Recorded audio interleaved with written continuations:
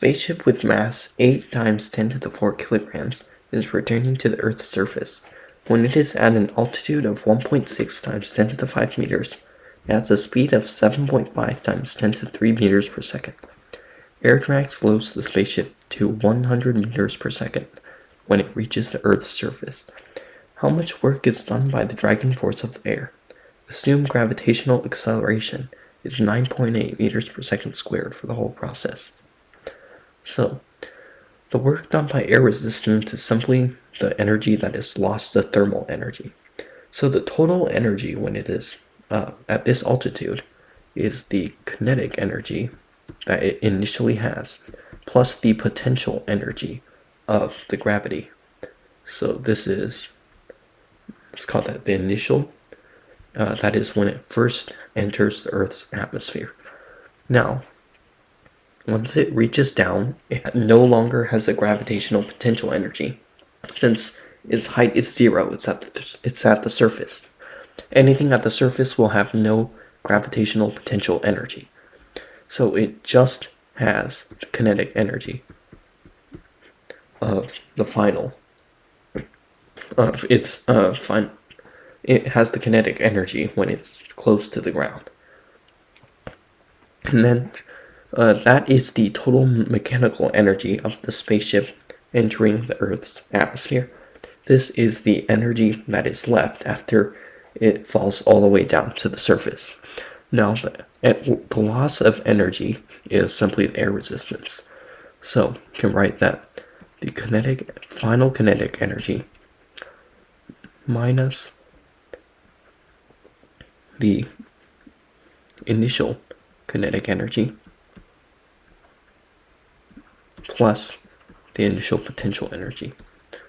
And that will give you the work done by air resistance. I can call that WD, or work done by drag.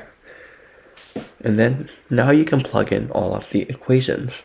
So the work done by drag is equal to 1/2 mv squared.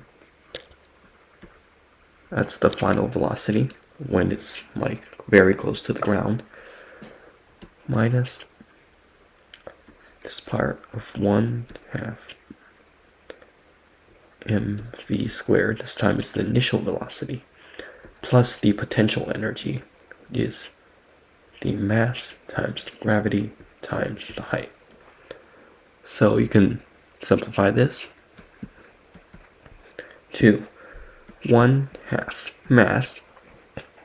You can factor out the 1/2 m here out of these two. Then you have the final velocity minus the initial velocity. And then you have to apply distributive property. This one also becomes negative. Minus the mass times the gravity times the height. And this is the equation that you can use to calculate the work done by drag. Now all you need to do is plug in all of your numbers.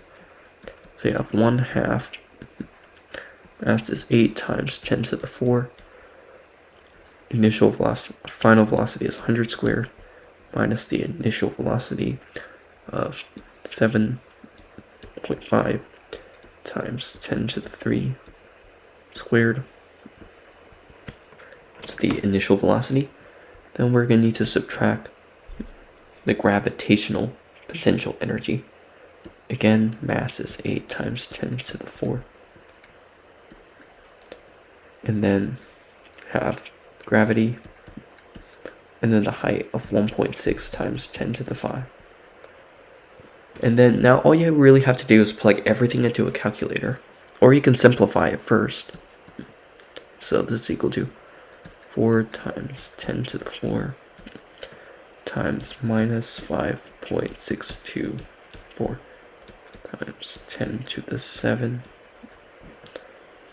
minus 1.2544 times 10 to the 11.